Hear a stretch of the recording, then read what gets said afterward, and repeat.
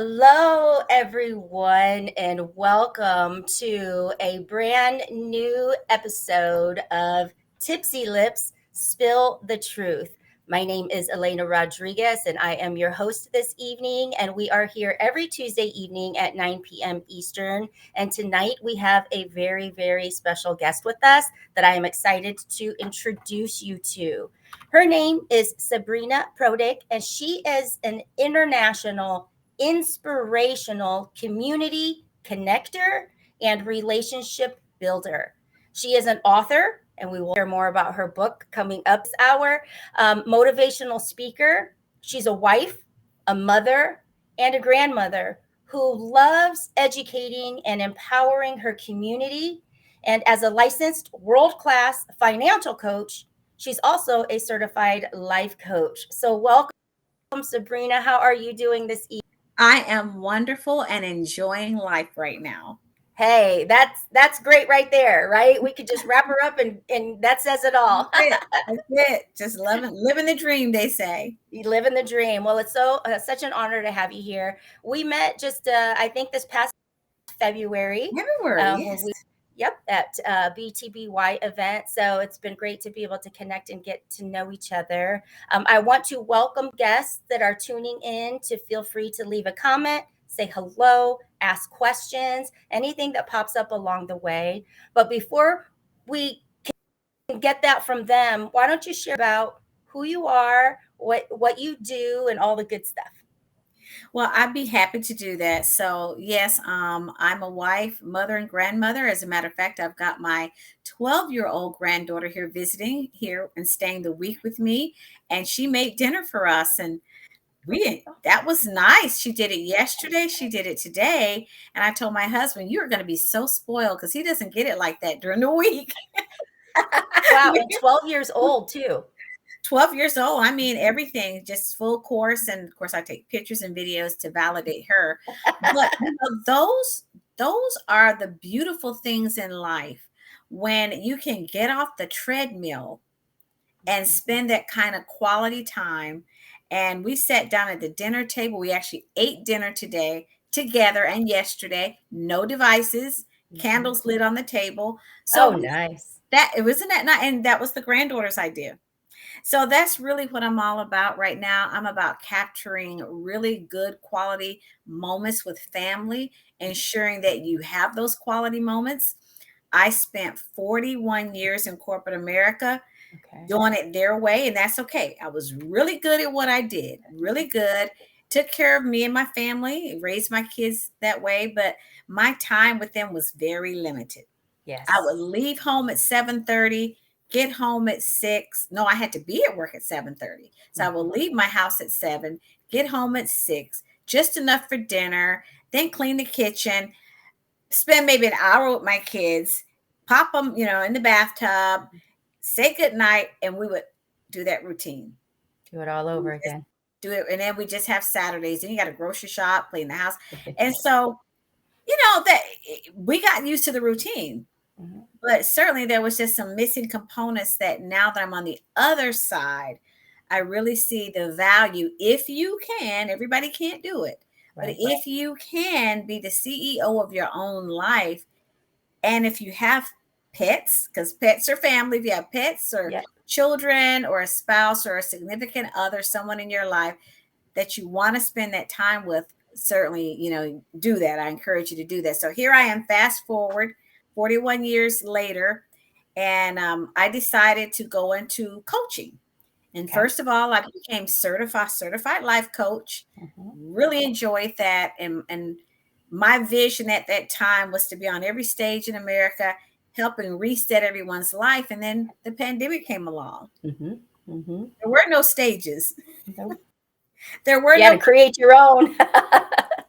So, I said, Eleanor, if they're shutting down the NFL and they're not doing, professional football games, certainly I'm not going to be on stage. So I had to regroup, and we've all had to do that. Wouldn't you agree? Mhm. Yes, absolutely. I Everything was just thrown up and we had to kind of repiece together what all was falling down really at that time. Yeah, and I can imagine probably maybe 50% of the population maybe has had to do a reset Mm-hmm. because of, Mm-hmm. and it's still, collateral damage. Things are still happening. So I had to kind of figure out what am I going to do. And I knew I loved people, which is why I went into the coaching. Okay. And along the way, I had started a women's empowerment organization Nice. while I was Nice. working to help female entrepreneurs, pretty much new startups. Anybody that was doing a million plus didn't need me, Mm-hmm. but that sweet spot where people are just getting started, I felt like they needed a hand up. Yep. And that's Yep. just a really good community builder. So I That's started yeah. there.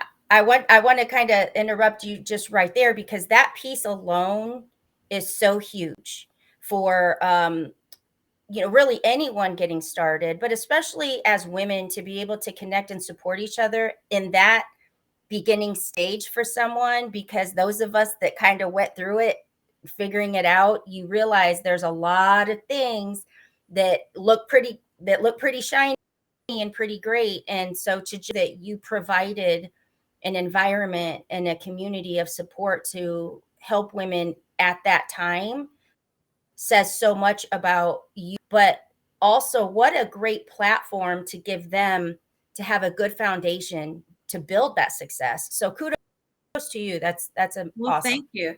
I actually invested a lot of my own personal dollars into Mhm. that platform because, nothing's free. And I would host big events and I wanted them to be nice. It's all about the experience, and I wanted quality, and I ensured that we had it a really hosted at a nice place, that there was really good quality refreshments served, lunches, dinners. We even focused on donating to the community, because I feel like you got to learn how to give before you can receive. Mhm. And so one of the things I was teaching these entrepreneurs is be visible in the community, not just marketing yourself. Mhm. Be visible in the community because you're supporting other organizations. Yes. You're giving to children's homes, you're giving to schools, you're donating, you're giving your time. It's not always money, but it can be. So my goal was to teach the philanthropic side of things and create visibility at the same time.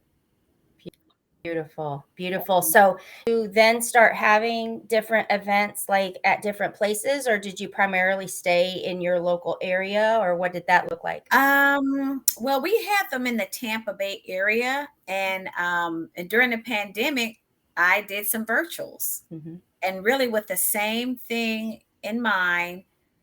We still collected whatever the expense was, whatever I was collecting, the cost of Eventbrite.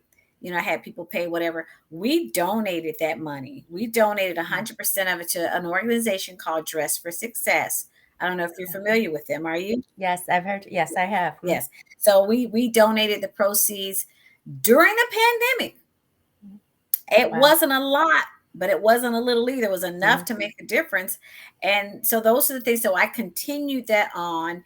And actually, when I did that one, that was about pivoting and the steps to pivot, and what were you doing and what could we as a community do to help you. So I Mhm. still kept with that, helping women entrepreneurs even through that process of Nice. starting over, but yet still giving to the community. And I still have that organization today, Women's Entrepreneurial Empowerment. We are in the Tampa Bay area, and we help what we can. And I ensure that every year, that organization, whether I've collected funds or not, donates to several nonprofit organizations in the community.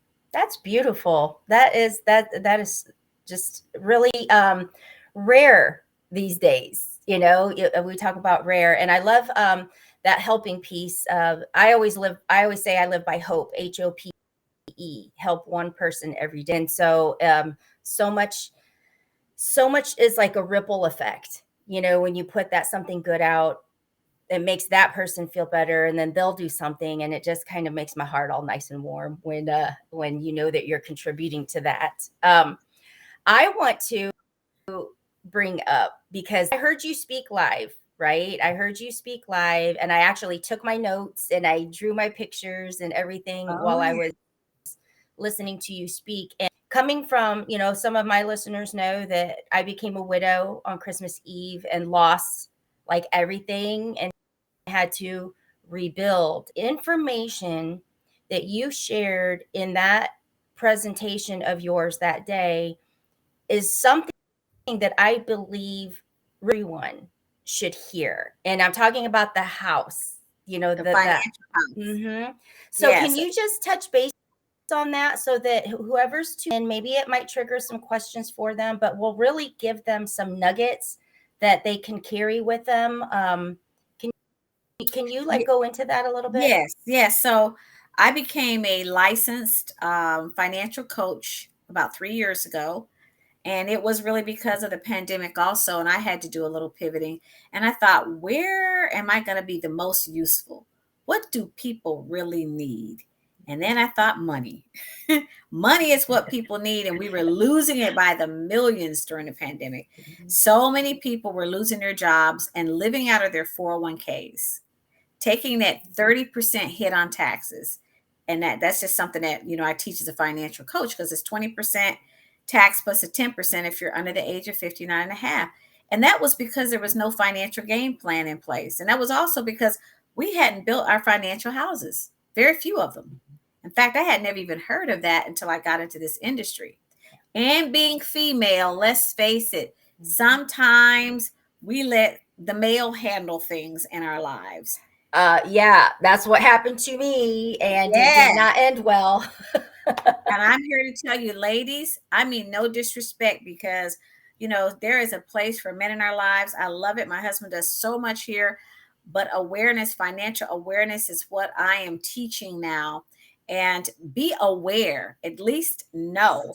And before we get to the financial house, I want to say I talked to a client yesterday, and she knew nothing about their finances. Her husband knew it all. She couldn't answer any questions about what she had. She said, he handles that. He takes care of that. And I thought, you are in grave financial jeopardy, Yes, and because it's some true. It is great people true. speak We to that, never, right?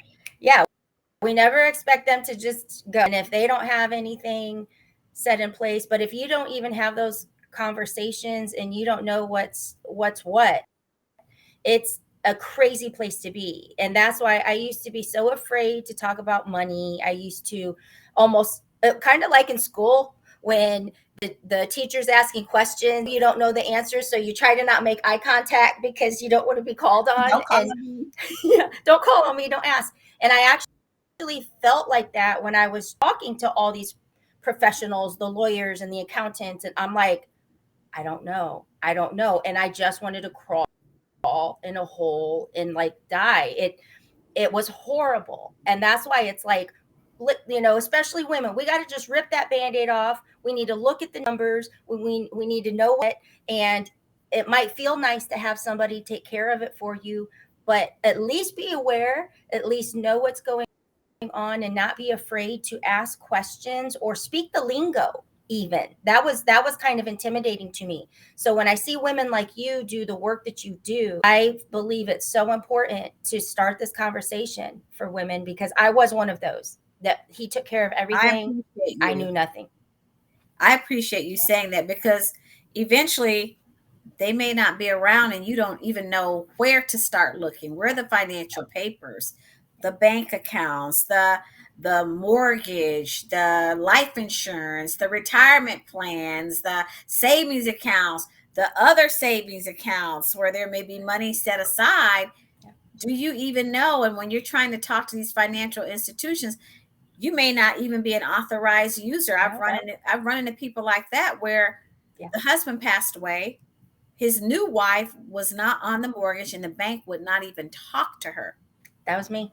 See, okay, I didn't know that. Yeah, it wasn't quite that same situation, but and I'll just share this because I we're real and raw here. We bought the home cash for, so we bought this home that was a beautiful home, and we knew we were going to do some work on it, so we bought the home.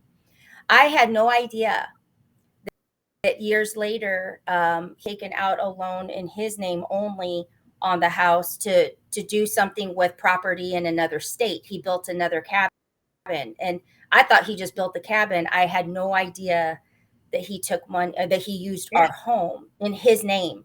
So Mhm. when the time came, the bank talked to me. I mean, they would not talk to me. I had to go through, so it was horrible.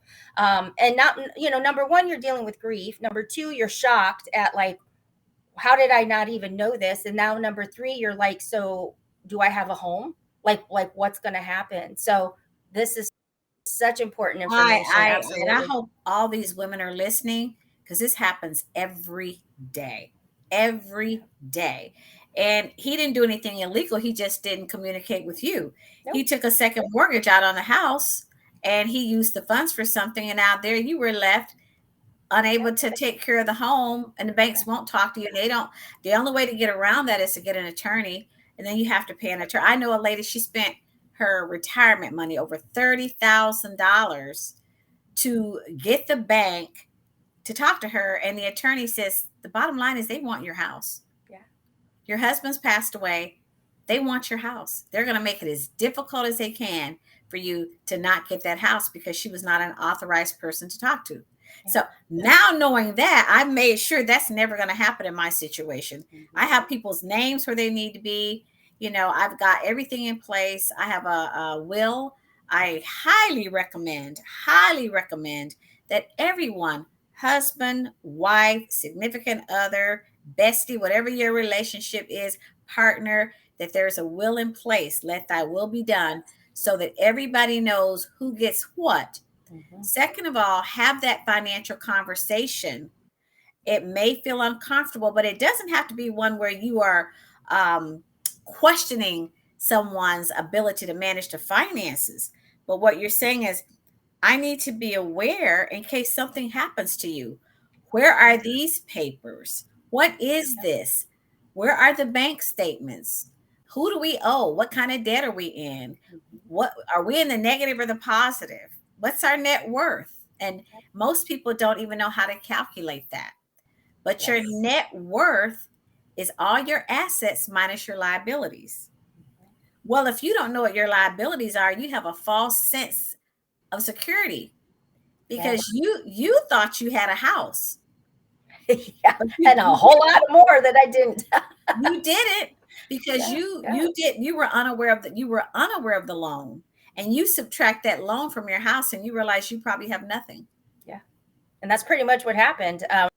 I ended up losing, not only lose the home, I ended up moving back in with my mom, took my sons, but that property that was in the other state, I had to sign. Being married, we had to sign, but I was, again, I'm looking at stacks of paper this big. He hunted, he wanted a cabin. I'm like, just, do your thing, let me sign.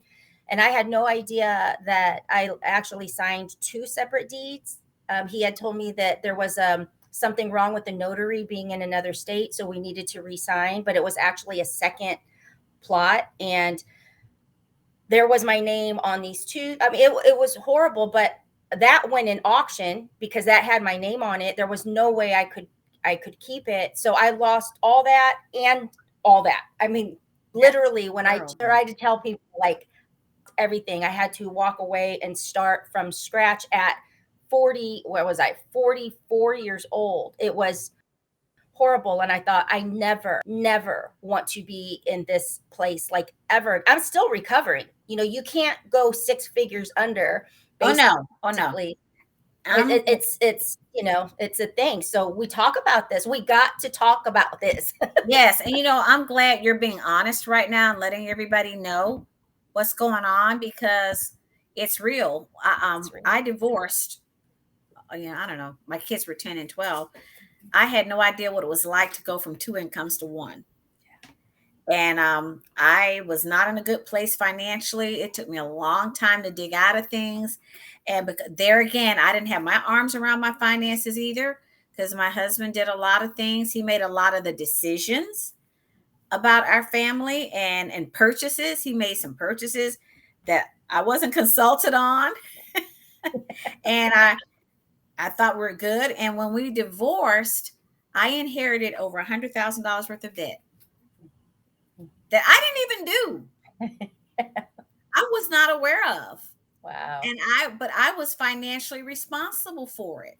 So there again, ladies, come on, listen up. You've got two people here that are bearing their souls to you right now, and we're Yes. telling you about our mistakes. Yeah. And I'm a smart woman. You're smart, right? I'm Yeah. smart. Yeah. And it happened right in front. I mean, Exactly. it happened every day that I was living that I knew, really nothing about. But I didn't ask questions either. And I didn't. So I had to get to that point of this with myself. I could have stayed angry. I could have pointed fingers. I could have all this and that. But number one, he was gone. So it didn't, who am I going to argue with?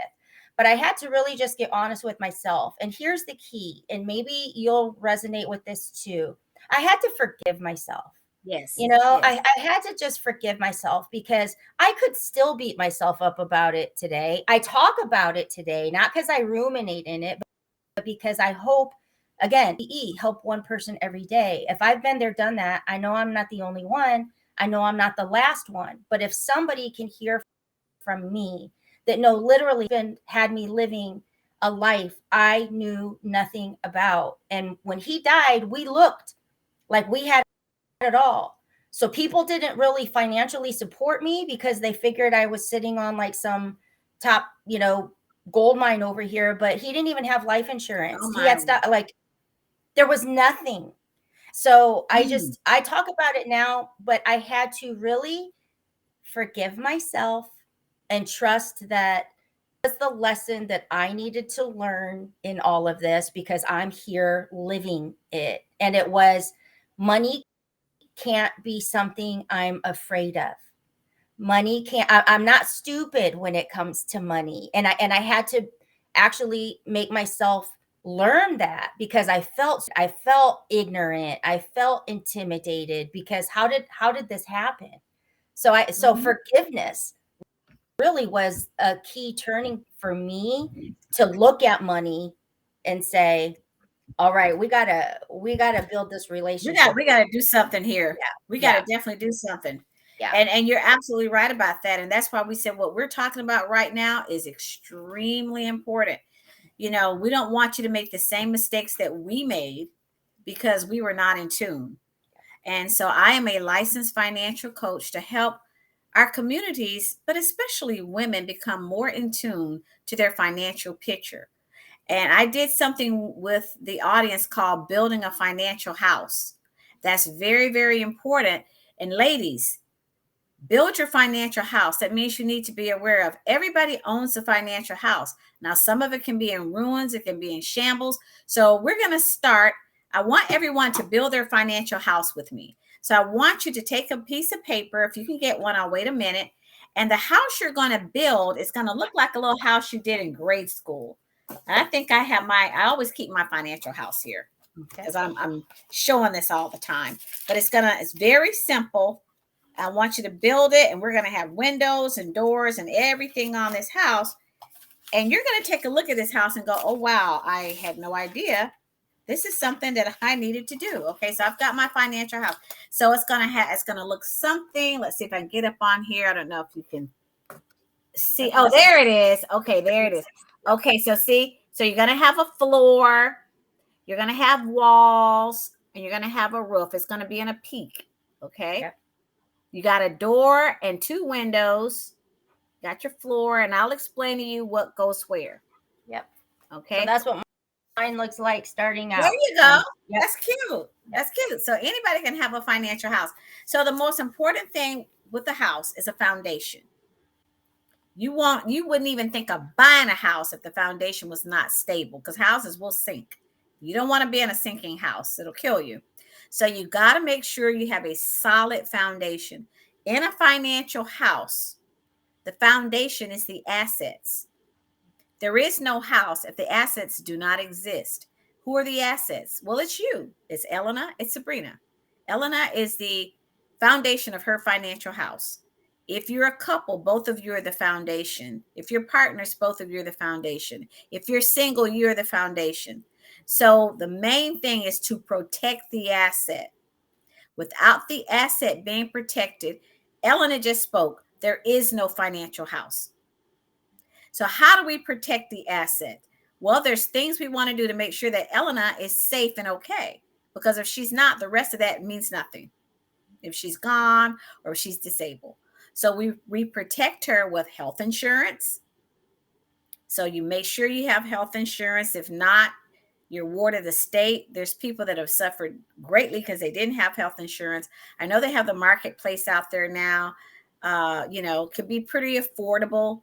It can be expensive too. Some health insurance is better than none, but you don't want to be in a position where you're deathly ill and you can't get help and you lose your life or you become disabled because you didn't get help. So protect the asset. Health insurance, life insurance. Life insurance. Now, Elena, sometimes I want to talk about life insurance and people run because they have no idea what life insurance does. Would you tell them how, if your husband had life insurance, how it could have helped your life?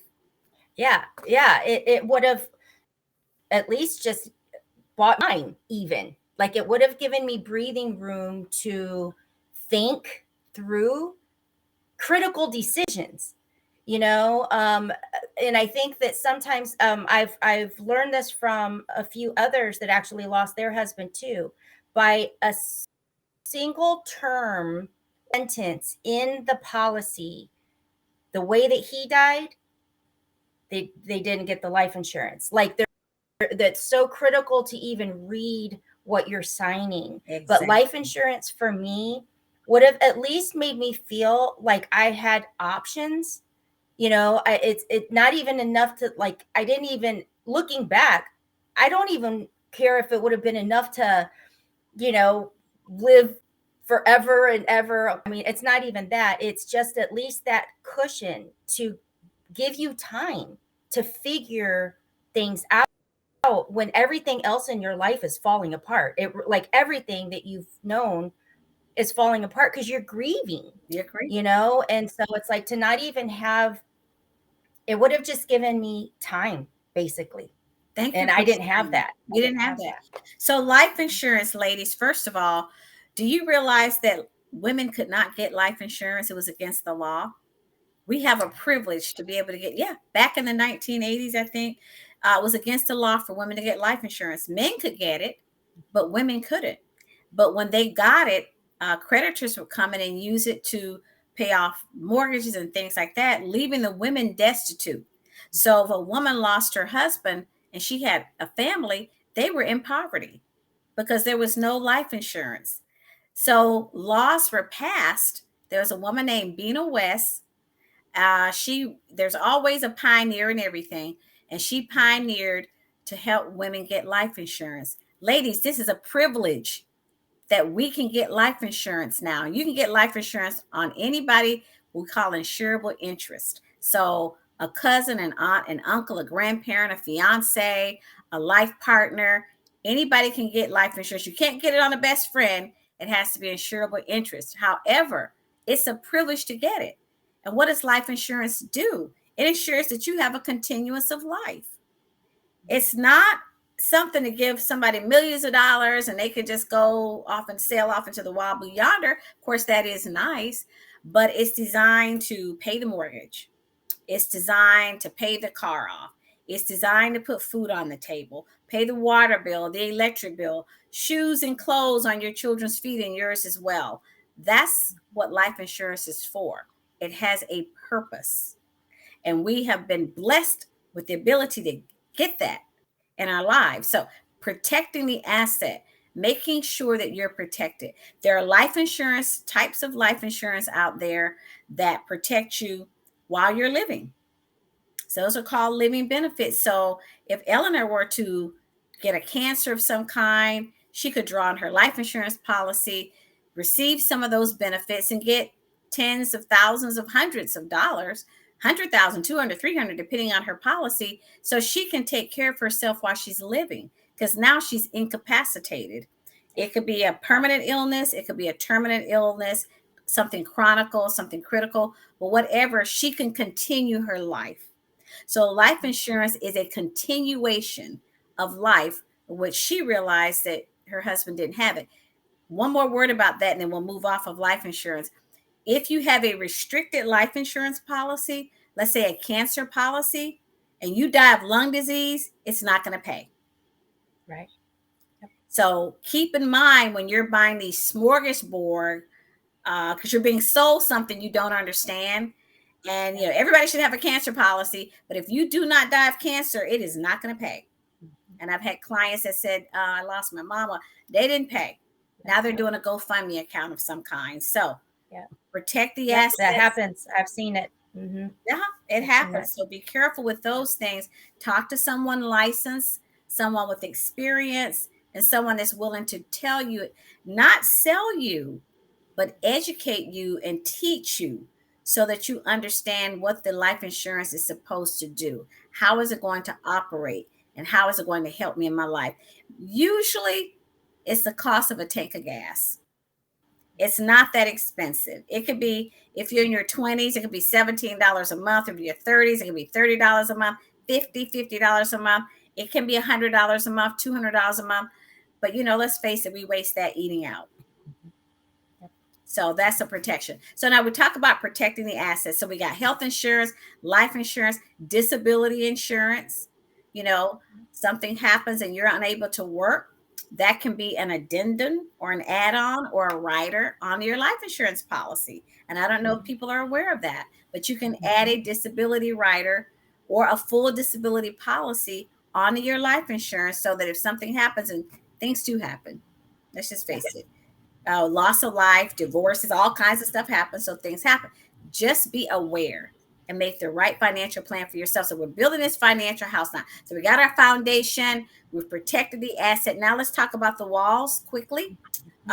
Elena, you experienced it.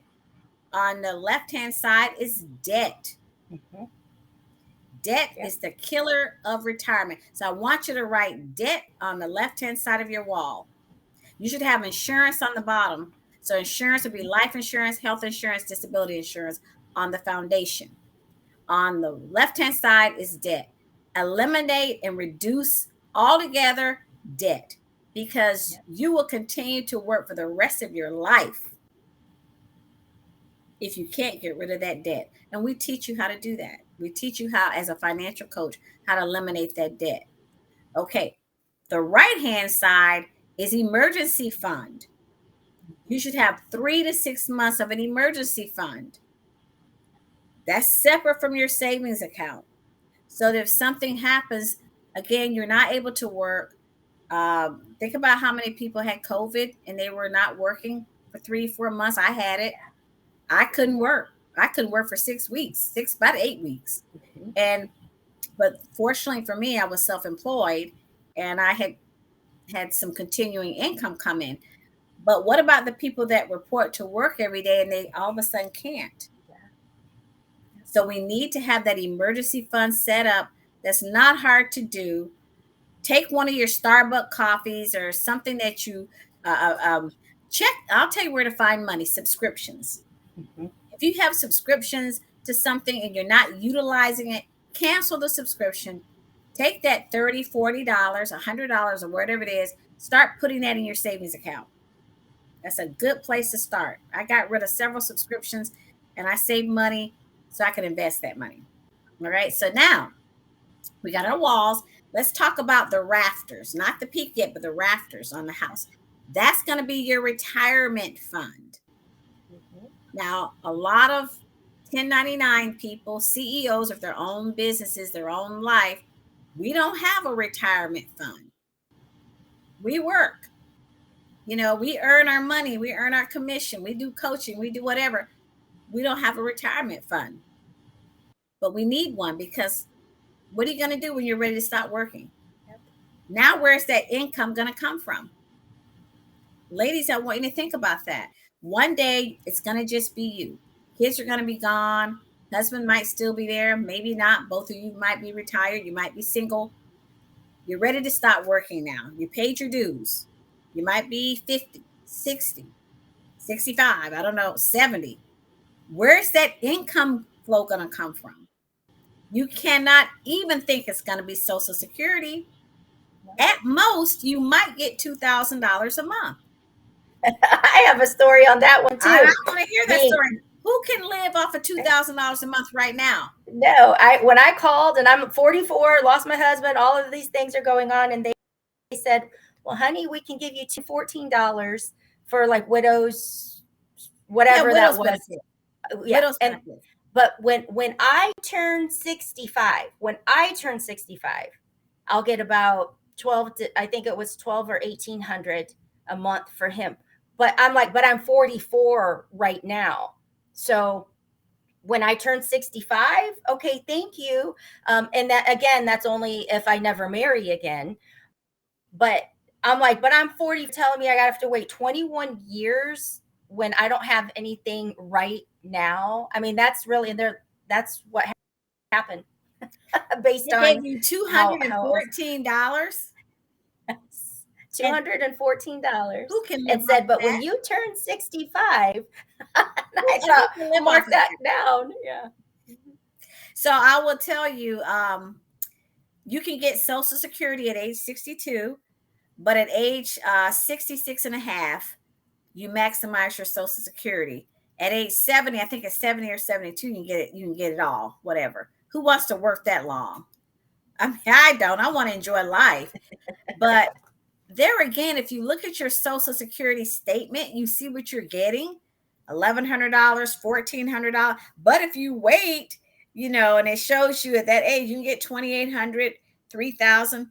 Let me tell you, by then inflation's going to be if you can't live off of it now, if it can't cover all of your bills now, it's not going to cover them 10 years from now. It's not enough. So I'm talking to you ladies out there. I'm talking to you gentlemen out there. Do you have a retirement plan? There are plans called self-funded pension plans. You can say, well, my employer does offer it, my employer doesn't. Anybody that's got a state job, a military, they're covered. School system, they have a pension. But if you work for a private sector or you're on your own, you don't have a retirement plan unless you set one up. And I do those kinds of things. So I'm here to tell you, if you need something like that, I've done it for myself. So one thing I will say about me is I walk the talk. If I sit in front of a client, I'm doing what I'm suggesting they do. There are a lot of financial advisors out here that will tell you all of this. I'm not ragging on anybody. They're not even doing it. They're not in those products. They don't have that set up.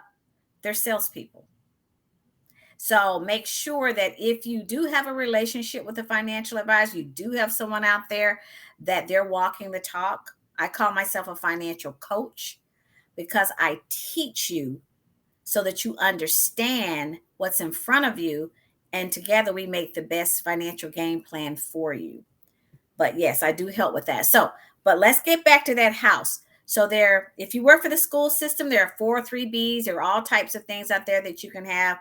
Please set something up in place. Now, a retirement account is an income account, not to be confused with an investment account. Okay, let's be clear. And a retirement account is income. It may have some gains in there, and you certainly want it to and all, but that's not where you're going to roll the dice and make millions of dollars. That's where you're going to have money waiting on you. Now, we'll talk about those investments later. I just want you to be sure, because this house right now, what we're talking about is the foundations. You got your floor, you got your foundation, you got your walls. Remember, if you have that, if you don't have those things, you don't have a house. Now we got our rafters. Now you got your peak, right? Inside of that are two very important things. First of all, that's charity. You get to a point where you've got your debt under control, you got your asset protected, got your saving, you got your emergency fund, you've got your retirement going. Now you can afford to give. Mm-hmm. And when we say give, it doesn't have to be tens of thousands of dollars. You can give $50. You give $100. Maybe give $100 5 times a year. $100 to this organization, $100. I do that. $100 to that organization. If you can afford it, 1,000, 5,000, whatever it is you can do, because you've got your house structured now, then you do that. If someone comes to you and says, hey, will you donate to so and so and so? And yeah, and you're $50,000 in debt. Does that make sense? Right. Resolve your debt. I'm not saying don't give. You can give $25 or something, but don't try to front. Don't try to look like you're somebody that you're not. And here you are. Oh, I gave $200 to this organization and you're $50,000 in debt. Let's be realistic about that. Let's build a solid, safe financial house. And then at the very peak is education. Mm-hmm. So, education now, a lot of my clients are saturated with student loan debts.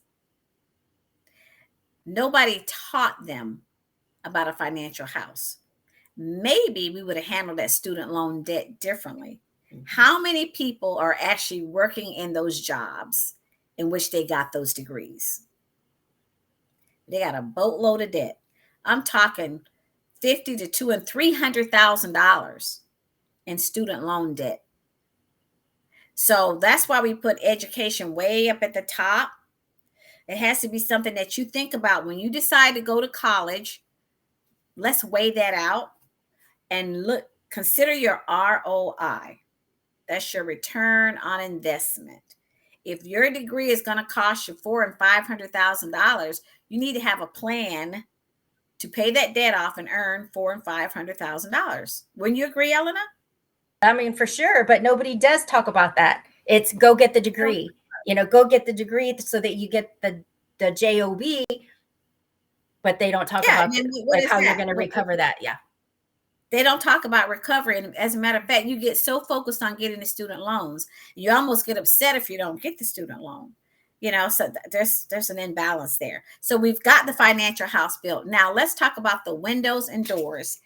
The door is going to be investments. Remember, we talked about investments. So before you start investing, you need to have some retirement going on here. And I'm going to tell you a little bit about a rule on that. Let me just tell you this now. If everybody's got pencil and paper, take the number 100 and write 100 on your paper. Eleanor, write 100 on your paper. Yep. Now subtract your age from 100.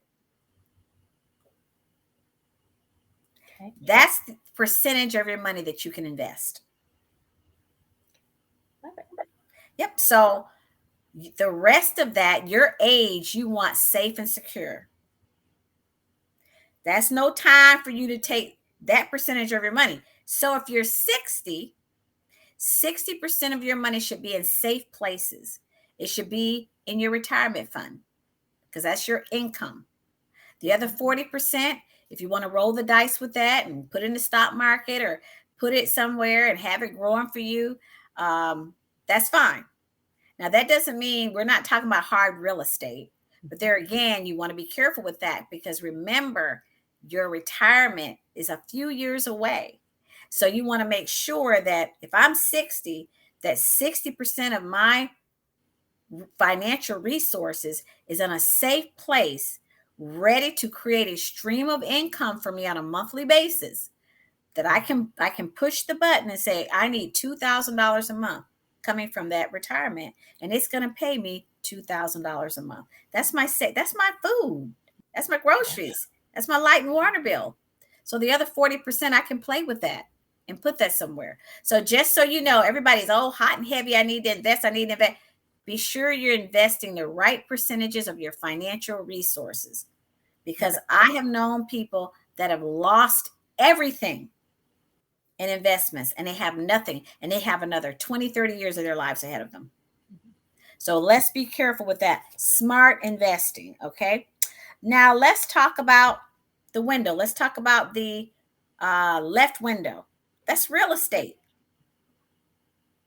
Now you're at a place you can put money in real estate. A family member, I'm not going to tell you who, a family member they thought they were ready to buy a house. They met with the realtor, and this was a really good realtor. I'm so happy it was this individual. And this realtor said, you're not ready right now. You don't have enough cushion. You see, the financial house wasn't complete. You're not ready to buy a house, because they wanted to buy a house and rent it out. Okay. You're not ready yet. So you have to be ready financially. Build this financial house, And you'll know. and this piece I do real quick. I want to say that is very important, especially when you're new and coming, or not new, but like you're at that age where you think you need to have everything that everybody has. When you're newly married, maybe it's like you want to put up what took parents years to build, but it's like you want it all now. And I've seen that happen, to some dear friends over time, where it's like they're borrowing from here to just buy the Starbucks, but great house, and they got all of these things that it's like, but you're stressed out like every day, Thank you for So I saying that. I think that that's important for you to have shared, for real. Yeah. Thank you for saying that. And be realistic about your real estate investments. Like the home I live in, I'm not selling this house for nothing because I almost own it. I'm debt free except for the house, and we only have a few more years. I'm not getting that rat race and getting out there trying to look like I'm all of that Susie Q and this and that and whatever. And I'm living in a big fancy house. I'm not doing that to myself. I'm not going to create financial suicide. So be realistic. Don't try to look like you're something in front of everybody, because you know what? At night, you're the only one that goes to your door. So all these people you're trying to impress, they're not even coming to your house. So why are you trying to impress them? So real estate's in that window. Okay, this other window is annuities. That's on the right-hand side. Do you know what an annuity is, Elena? No, actually, that one I do not. I Okay. mean, I know I probably do, but it's not registering in my brain right now. Well, you might have one because I know you have a financial advisor. An annuity is Yeah. an income account. Oh, yeah. It's safe money. So if you have an annuity, is an insurance product. It's not an investment product. And because it's an insurance product, it's protected by certain laws. For instance, it could be protected by bankruptcy. Check with the laws in your state. I wrote that in my book. I always have to put these disclaimers out there. But for the most part, it's a protected product because it is an income product. Yeah. And normally laws cannot affect income. So the annuity, get a fixed indexed annuity, write that down, fixed indexed annuity, because there are different types of annuities. You have to have an education over there. A fixed indexed annuity will always protect your principal. So whatever your initial investment is, you'll never lose that ever. And you will never lose your gain. So if the indexes go down, you retain your gain. So if you started out with $100 and the indexes went up 50%, you have $150. If the indexes goes down, you still have $150. Unlike an investment account where if it goes down 50%, now you got $50. See the difference? So an annuity, you always retain your gain. Your principal's never compromised. It is an income account. So at a certain point, you can order that annuity to start paying you money every month. So annuities are good for people in their late 40s, 50s. It depends on your retirement age. If you tell me I want to retire in 10 years, you need an annuity. Typically, we don't put 30-year-olds on annuities unless they get a windfall of cash. Maybe they got a settlement of some kind and they don't want to blow it. Then we put it in a single premium income annuity. So it sits there and they're not blowing it and it's protected. So that's why we have an annuity sitting there. Now make sure you've got all these other things in place and then you have an annuity. So in my case, I have everything that I just talked about. I have all those things. That's why I say I walk the talk.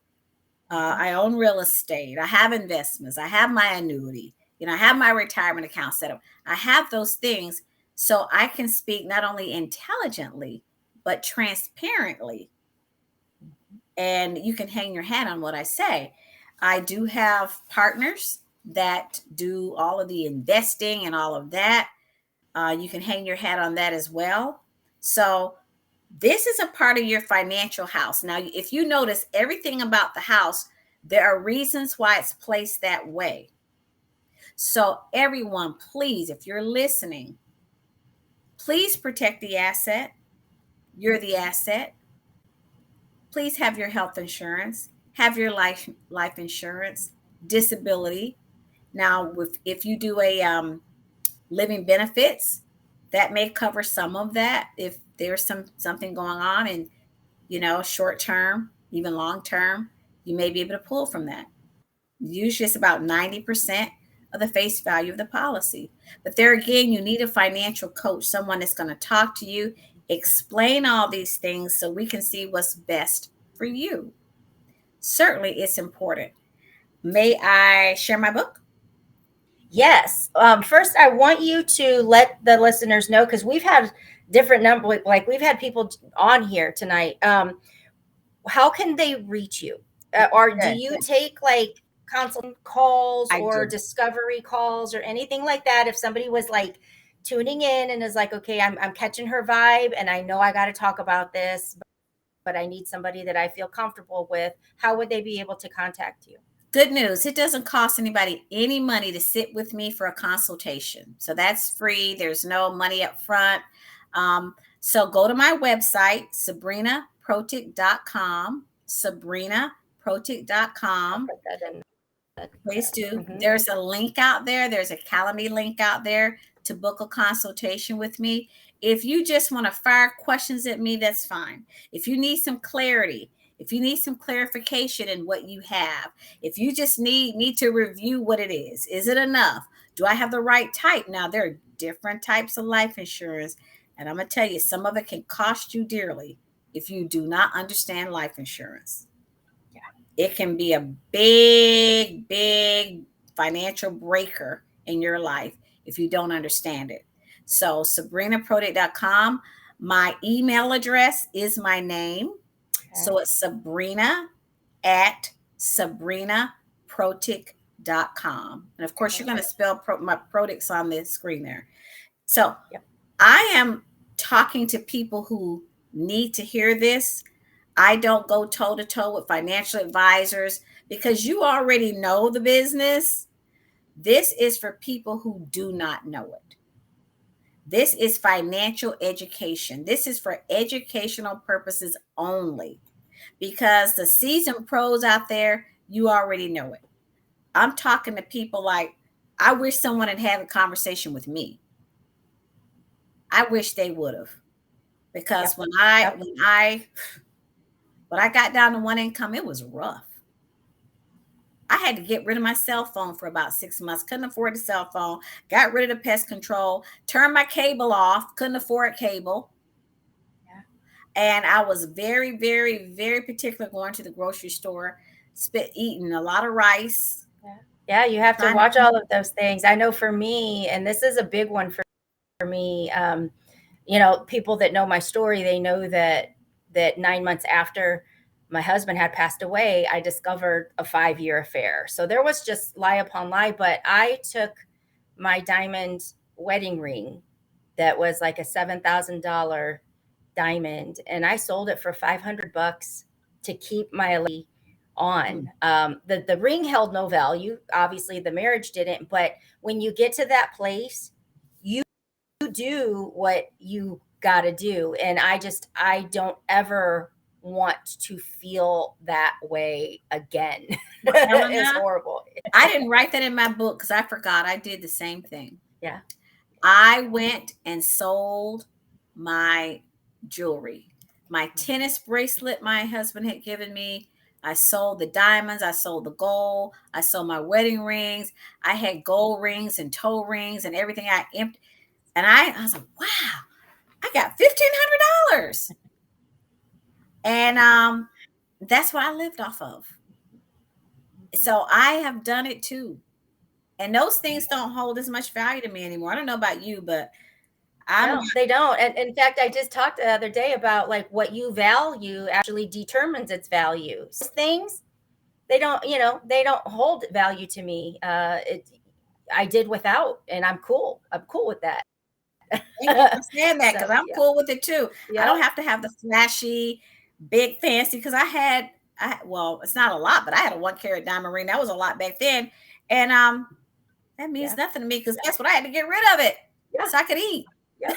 Yep. And even for me too, like in our my women's membership club, it's we're even talking about fashion because for my business I went to a capsule wardrobe that was just easy for me to few pieces with my signature colors, and I could mix and match and travel, but it prevented me from feeling like I had to like spend money on these clothes. And I feel good with it because every piece I have I actually really like and they work well. But that was a savings avenue for me as well, to still have the things that I wanted, but how can I be creative and condense, because I do know I didn't have money, to look the part at the time. So you'd figure it out. Well, and I'm You figure saying it out. I live my life very frugally now. I'm a good steward of my money. Oh, that's right. I mentioned that in the book, to be a good steward. So this book is called Hindsight to Insight: Money Insight Between to Family and insight. Friends. Mhm. Hindsight to Insight: Money Between Family and Friends. And this is the Bible. I'm going to tell you something. There are things in this book I wish people had told me. Now, the book is done in story form. So I share stories that I went through and the lessons that I learned from it. The last probably 8, maybe, I don't know, 5 chapters, I go on product specific things. What is a life insurance? What is an annuity? What is whole life insurance? What is term insurance? What is a retirement account? What is a self-directed IRA? What is an IRA? What's a traditional IRA? I cover all of those things. But before we get to that, I talk about wealth building. How do you wealth build? Is that just for the wealthy? I give you the steps to wealth building. Then I give Love you it. some ideas because people say, oh, well, you need to have passive income. Well, everybody says that. Where do you get that from? Well, I have, I don't know, 20, 30 things in there, passive income. So I give you as much as I can. It's all right here in the book. I hope you'll order it. It's on Yes, where can Amazon. people order that? On Amazon? It's on Okay. Amazon. I'm happy to say it's on audio now. I didn't read it. Nice. A nice girl and lady in Japan read it for me. So, but it's on audio. It's hardback. I mean, it's paperback, and also it's Kindle. So it's those 3 Okay. different forms. Go to Amazon and get this book. You will not be sorry. This book is also, I'm getting it into colleges now. So it's in a college in the state of Florida. I've spoken in some colleges. I've spoken at international universities, just spoke to one over in India, because financial education and financial literacy is universal. And Yes. every, And the earlier the better. The earlier the better for real. School college age, when the credit cards are coming throwing at you too, and all the things are happening. And so I mean that's probably a book that needs to go in every yes, it high is. school kids. I talk about credit cards in here. I talk about signing for loans. I talk about borrowing money. I talk about lending money. I talk about the laws on those things and how you can get trapped and caught. Nice. So it's real, and that's perfect for college students. Can I borrow? Or that best friend that keeps borrowing and keeps borrowing, or you keep lending, and it can cause problems in Yeah. relationships. Yeah, for sure. For sure. So, Well, Sabrina, this has been an amazing hour. I knew it was going to be. I knew to just have so much value and information for our listeners. And this will be up. We'll be resharing it again tomorrow, so people can find you. And I put the link for them to be able to reach you at your website. And we'll add the link to get that on Amazon. And is there any final words that you want to share with our um, listeners before we wrap it up this evening? well, I have a saying. I says happiness is the prescription to longevity. So I wish all of you happiness and live the fullest, longest life you can. Love it. Thank you so much, girl. And we will be, and I will talk with you soon. Thank you, Thank everyone. you. Bye bye.